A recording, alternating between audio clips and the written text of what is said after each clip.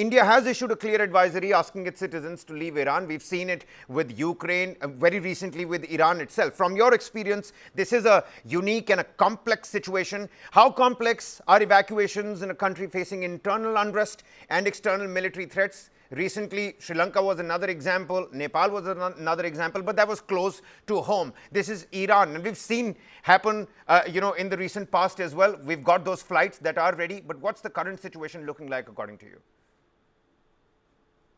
The current situation, Kabir, is not looking at all good for two very important reasons. First of all, if there is an internal conflict due to internal problems, including an acute economic crisis, I'm told there's a severe water crisis also in Tehran, etc., then I'm sorry, but it has not been handled in a democratic way.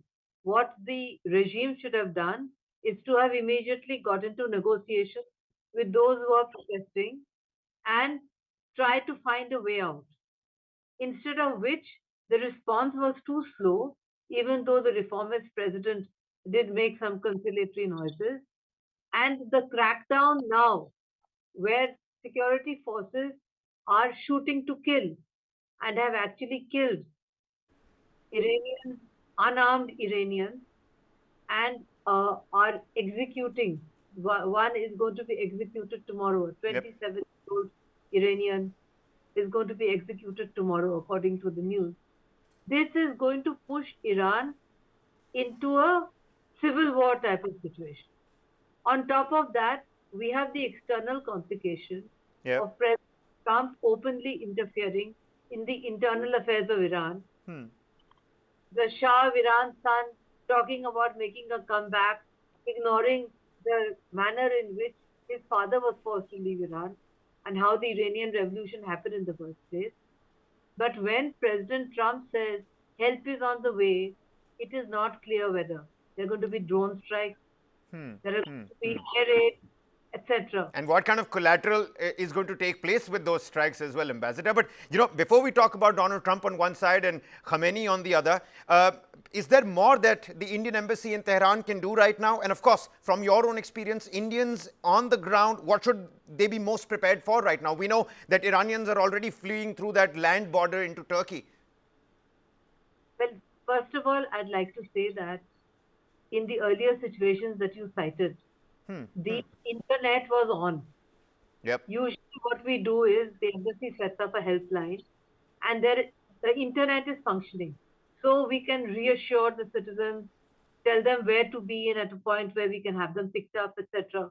That those forms of communication are not existent at all. We've gone back, let's say, 50 years back, because we are in a situation where the Indian embassy cannot get in touch with its citizens, and its citizens cannot get in touch with the Indian embassy except by physically coming to the Indian embassy.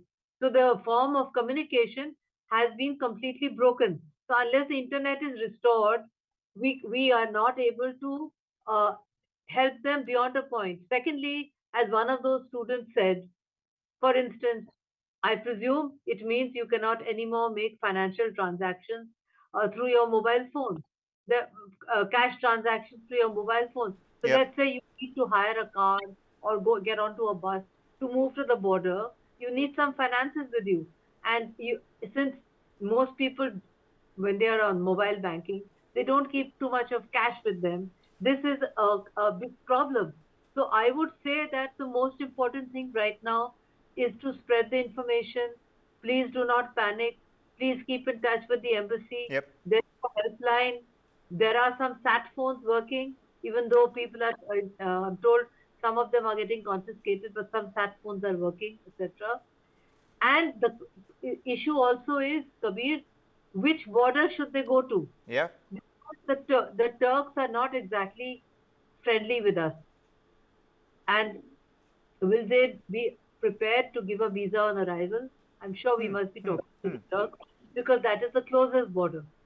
The other border is a hostile border, hostile to Indians. So it's actually a situation much more complicated than Ukraine, because Absolutely. Ukraine case, you had the internet on and you had neighboring countries who were helpful. Here we would have to rely on the Turks to get the Indians back, or we would have to work out with a regime. If airspace is safe, then we would fly in Air India and fly them out. But in a situation where Donald Trump is saying that help is on the way, and he's not spelling out what kind of help, we don't know if the airspace is safe. Is the are civilian flights coming in and out of Tehran? I don't think so.